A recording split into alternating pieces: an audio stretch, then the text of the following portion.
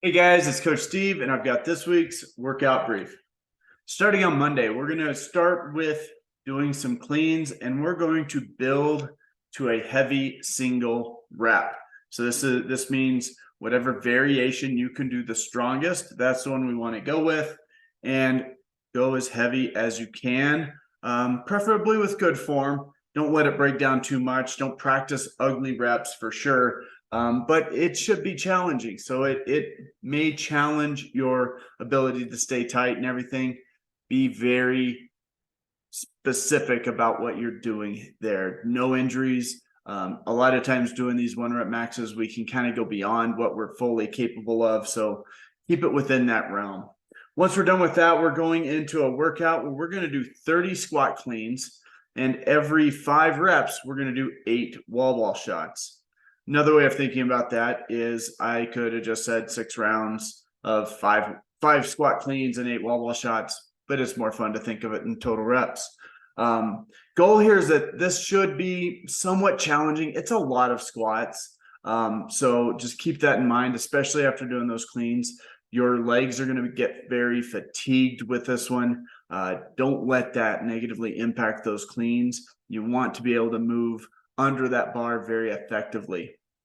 And it doesn't have to be 5 reps touch and go unbroken either. Don't feel like that's the case. Just go for consistent movement on those cleans and then grab the wall balls. The 8 reps should generally go unbroken for the wall ball shots. Looking at a cap of 10 minutes for this workout.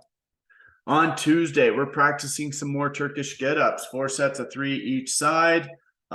This is just one of those movements that you have to practice and play with.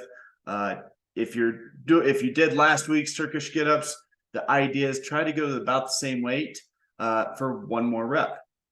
That's the goal for today, but you can build on this one. Don't feel like it's got to be the same all the way across. Then we're going into a 2-round workout. Lots of running, 800-meter run, 25 push-ups, 800-meter run, 25 pull-ups. The running is going to be the thing that you should feel the most here. The push-ups and the pull-ups will be impacted by the run more so than the other way. Those other movements are going to feel like the break from the run. Goal time here is 18 to 22 minutes with a 26-minute cap. Because this is 2 rounds and there's going to be a lot of heavy breathing, pace this. Don't feel like you've got to push the pace on the running. I would rather the second round running be faster than the first round. So just kind of keep that in mind as you start this guy off. On Wednesday, we're going to do some skill work with the snatch. We're going to snatch from 4 different positions and practice really good quality, figuring out how to use those hips to transfer power in the snatch. And then we're going to use the snatch in the workout. We're going to go 25 or 20 calorie bike a row, and then 12 power snatches. Rest a minute, decrease the bike and row or the calories, increase the weight on the snatches and decrease the reps. And we're going to do 4 cycles of that. The weights are going to get moderately heavy by the end. And this should be very consistent on the snatches. The bike or the rower is where you're going to push this, but keep in mind you've got to do some stuff after that, so you don't want to go too deep into that well. Cap time for this workout is 15 minutes. On Thursday, we're going to go right into the workout, 16-minute AMRAP, 30 box jumps, 30 sit-ups, and double front rack carry. So you're walking 100 meters with dumbbells or kettlebells held in that front rack position, which means you got to brace your midsection pretty heavily. That means the core is going to be the big issue for this workout. And obviously a little bit of breathing. Box jumps can tax that pretty heavily, and those double front rack carry can also tax that. But generally it's going to just be try to move consistently, breathing.